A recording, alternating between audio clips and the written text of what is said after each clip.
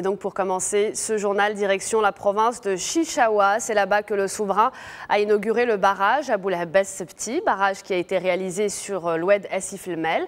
Un projet supplémentaire qui vient donc enrichir les infrastructures hydrauliques du Maroc. Son coût, 740 millions de dirhams. Les détails avec Taoufiq Nasseri.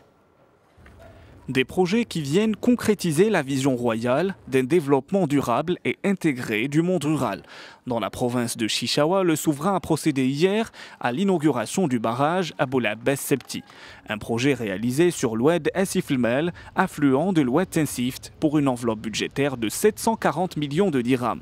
Le roi Mohamed VI a également visité les différents chantiers du projet d'aménagement hydro-agricole du périmètre Essif El Mel à l'aval du nouveau barrage qui mobilise des investissements de l'ordre de plus de 200 millions de dirhams. Les travaux de construction du nouveau barrage ont été lancés par le souverain en novembre 2008. Avec une capacité de stockage de 25 millions de mètres cubes, le nouveau barrage est un ouvrage de type barrage-poids en béton compacté au rouleau d'une hauteur de 75 mètres sur fondation et d'une longueur de 415 mètres. Cette importante infrastructure hydraulique bénéficiera à une région dont l'économie est principalement basée sur l'agriculture, l'élevage et l'artisanat. Pour tirer pleinement et durablement profit des avantages apportés par le nouveau barrage, un projet d'aménagement hydro-agricole du périmètre Essif El Mel est mis en œuvre. Il ambitionne à terme l'augmentation de la superficie irriguée d'une façon pérenne de 500 hectares actuellement à 16 000 hectares. Ce projet, qui s'achèvera en 2015, vise également la valorisation des eaux d'irrigation régularisées par le barrage Abou Lahabès Sebti, l'intensification culturelle centrée sur l'arboriculture, le maraîchage et les fourrages, ainsi qu'une amélioration de la valeur de la production agricole. Un programme est également en cours de réalisation et sera fin prêt en 2016, celui du renforcement et de sécurisation de l'alimentation en eau potable de la population urbaine et rurale de la province de Chichaoua à partir du barrage Abou Lahabès Sebti, coût global 729 millions de dirhams. Bénéficiant à près de 223 000 personnes, ce programme prévoit entre autres la réalisation d'une station de traitement des eaux, la construction de 2 stations de pompage, la pose de canaux d'adduction et la mise en place de plusieurs réservoirs.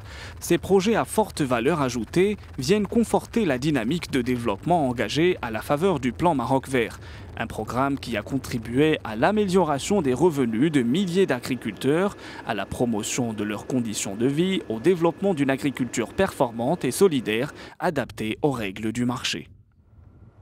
Voilà, et dans l'actualité nationale, également le chef de la diplomatie, Salahdine Mezouel, qui a reçu hier à Rabat Christopher Ross, l'envoyé personnel du secrétaire général des Nations Unies pour le Sahara marocain. Christopher Ross est en visite au Maroc dans le cadre d'une nouvelle tournée dans la région. L'entrevue s'est déroulée en présence de Mbarka Bouhaïda, ministre délégué auprès du ministre des Affaires étrangères et de la coopération. Et un tout autre sujet à présent, je vous le disais en titre, la forêt de Marmora, près de Rabat, abrite depuis 2007 un réacteur nucléaire unique au Maroc. Ce réacteur contribue à la recherche dans des domaines comme l'agriculture, l'environnement ou encore la médecine. Il aura coûté la bagatelle de 100 millions de dollars. Plus de précisions dans ce reportage signé Shafiq Faiz avec Taoufiq Nasseri. À première vue, c'est un bâtiment ordinaire. Pourtant, derrière ces murs, des ingénieurs et des chercheurs travaillent d'arrache-pied.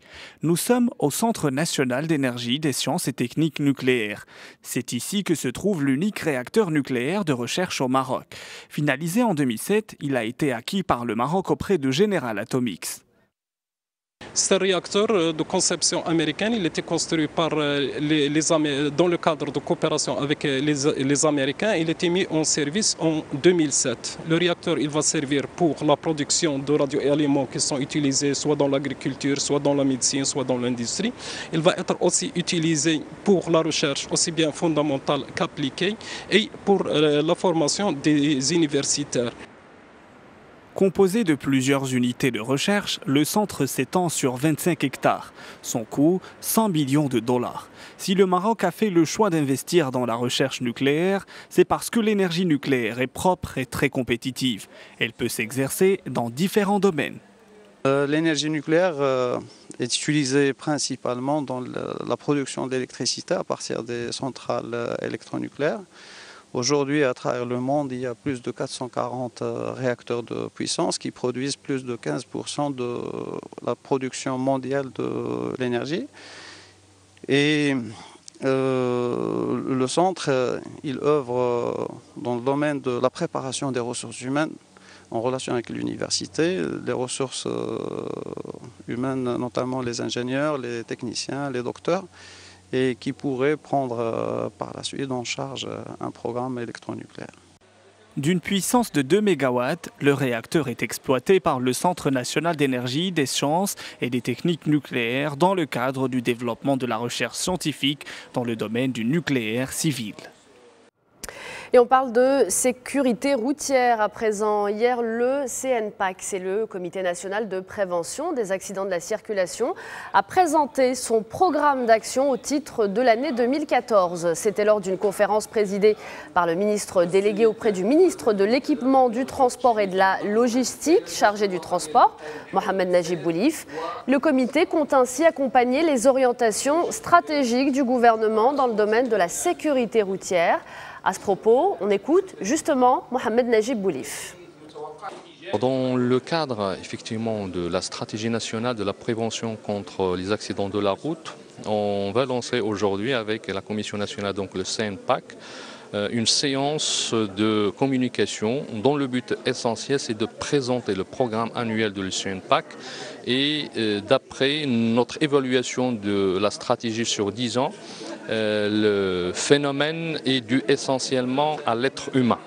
Et donc nous pensons que faire en sorte que cette stratégie puisse maintenant être axée sur l'individu et de permettre à travers un certain nombre de séances, mais un certain nombre aussi de feuilletons et un certain nombre de Marocains de l'art, permettent en fait que le sujet soit un sujet qui sera discuté au sein de tous les foyers marocains et cela permettra donc avec cette approche partenariale de faire en sorte que l'ensemble soit, si vous voulez, mis au courant de ce qui se passe et permettra certainement donc d'avoir des retombées positives dans l'avenir.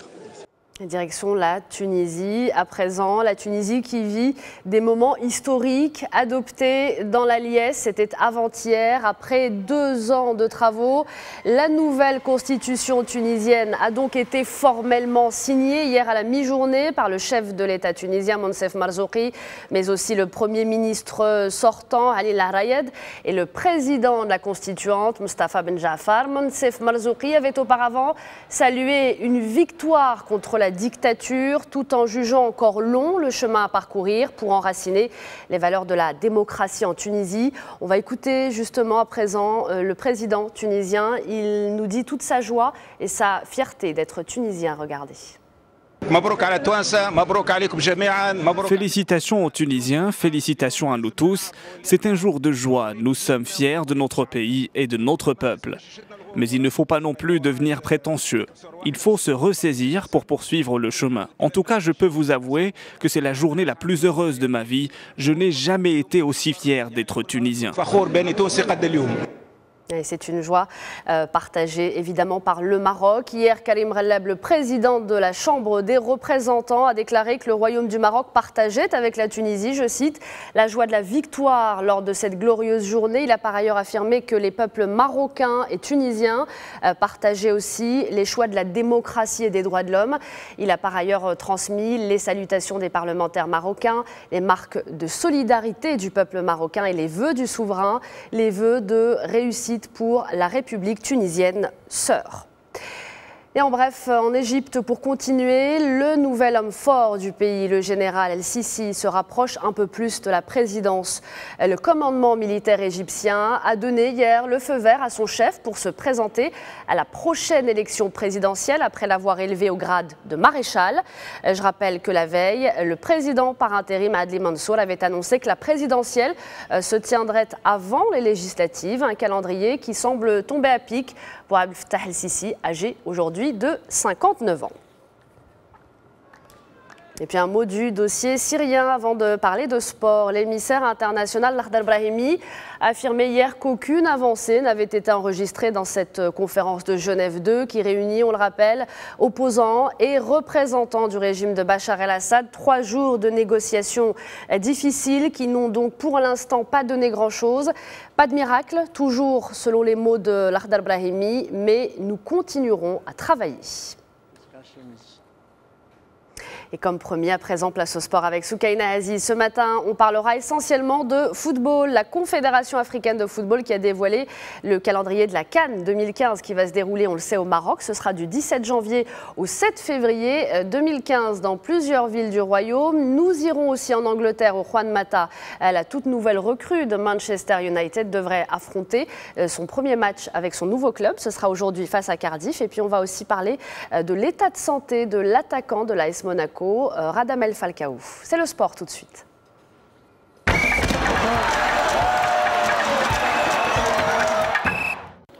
On commence au Maroc où se déroulera la prochaine Coupe d'Afrique des Nations de football du 17 janvier au 7 février 2015.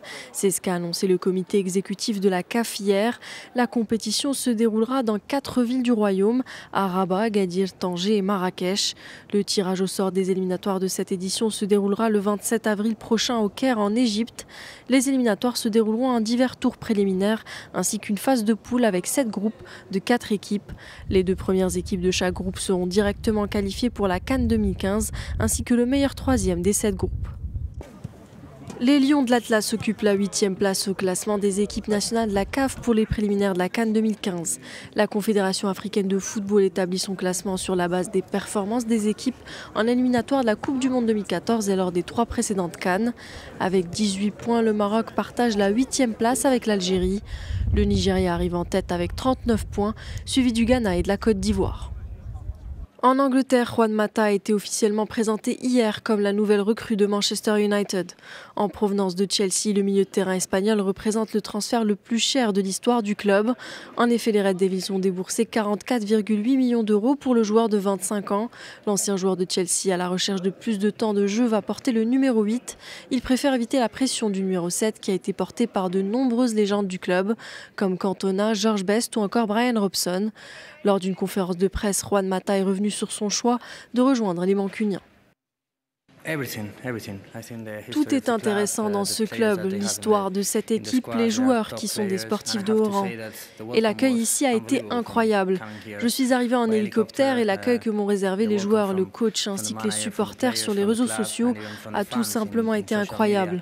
J'en suis très reconnaissant et la seule chose que j'ai envie de faire, c'est de jouer. J'ai hâte de faire mon maximum pour cette équipe. Juan Mata devrait être de la partie lors de la rencontre opposant Manchester United à Cardiff ce soir pour le compte de la 23e journée de la Première Ligue. Les Mancuniens, actuellement 7e, vont tenter de sortir leur mauvaise passe puisque le club est à 14 longueurs du leader Arsenal. De plus, les protégés de David Moyes tenteront de faire oublier leur élimination en demi-finale de la Coupe de la Ligue mercredi dernier face à Sunderland. Arsenal, actuel leader, se déplace pour affronter Southampton, une rencontre à la portée des Gunners qui restent sur 5 victoires en Première Ligue. Ses principaux rivaux Manchester City et Chelsea ne joueront que demain. On reste en Angleterre. Arsenal souhaite prolonger le contrat de son entraîneur Arsène Wenger. Le bail du manager français devrait expirer en fin de saison. Le directeur du club anglais a d'ailleurs annoncé cette proposition hier lors de la présentation du nouvel équipementier d'Arsenal.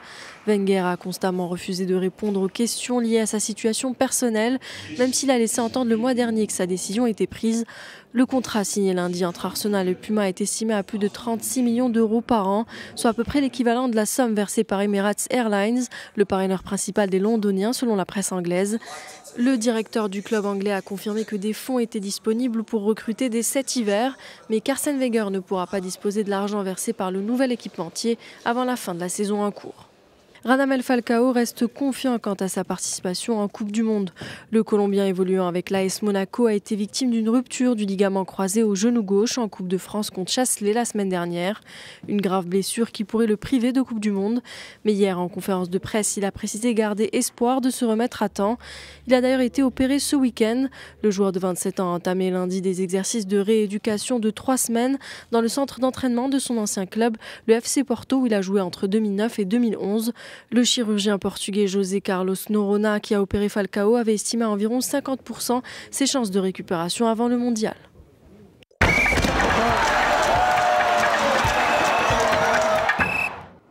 Et voilà pour le journal. À présent, on va s'intéresser d'un peu plus près à l'actualité au Maghreb.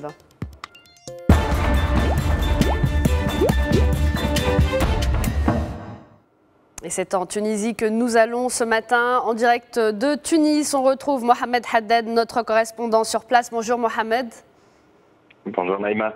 Alors on l'a vu, la Tunisie est donc en train de vivre un moment historique pour cause.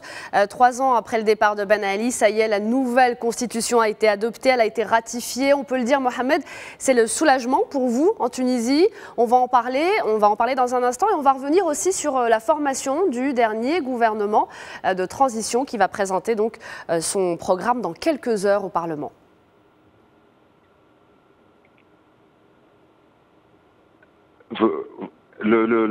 Hier, comme vous l'avez vu durant le reportage quelques minutes plus tôt, donc la cérémonie de signature a eu lieu et le président de l'Assemblée, Mostra Ben Jafar, a insisté, Naïma, ce texte pour lui barre la route au retour de la dictature.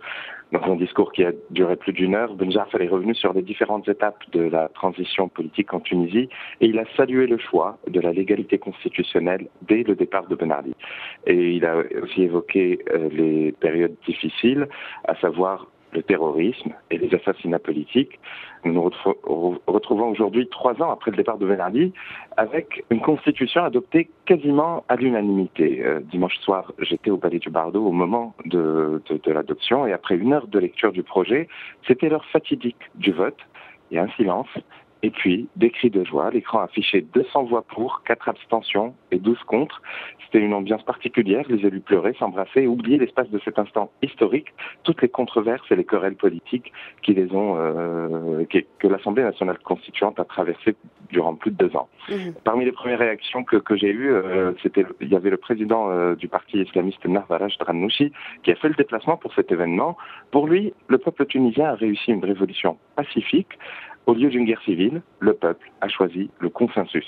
Le consensus, justement, c'est le maître mot de cette constitution, une constitution qui fonde un État ni religieux, ni laïque, mais civil, un État où la parité sur des listes électorales est de mise, un État où la vie est sacrée, mais la peine de mort maintenue, un État qui garantit la liberté de conscience en interdisant l'accusation d'apostasie et l'atteinte au sacré. Très bien. On va continuer de parler des députés. Pas de répit. Pour eux, ce matin, un vote crucial les attend. Ils doivent donner leur confiance au nouveau gouvernement de technocrates Mahdi Jama. En effet, c'est une équipe restreinte qui est composée de 21 ministres et de 7 secrétaires d'État sans appartenance politique, des universitaires et de hauts cadres pour la plupart. Leur mission, gérer le pays jusqu'aux prochaines élections prévues cette année. J'aimerais souligner que le prochain scrutin, c'est la priorité des priorités. C'est ça que l'histoire va retenir, a-t-il dit. La Tunisie aura alors définitivement tourné la page de la transition. Mohamed Haddad en direct de Tunis pour Média TV. Merci pour ces informations, pour ces précisions. On vous dit à très bientôt pour toute l'actualité en Tunisie. C'est l'heure de la revue de presse à présent avec Amina Ben Khalaq comme tous les matins. Elle revient notamment ce matin sur le sujet de la fuite des capitaux ou encore sur les grands chantiers du secteur de la logistique et du transport. C'est donc la revue de presse. Restez avec nous.